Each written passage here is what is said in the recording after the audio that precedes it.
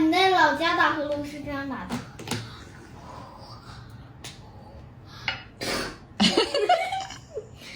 破防了。乱说。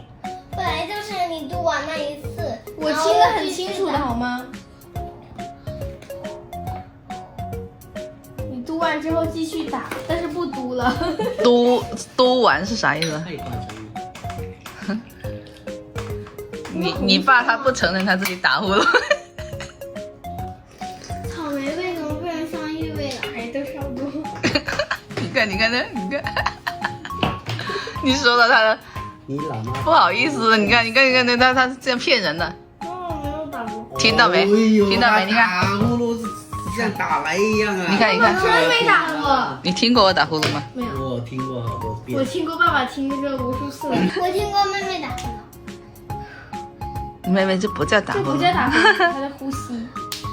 她是太累了，她呼吸比较重而已。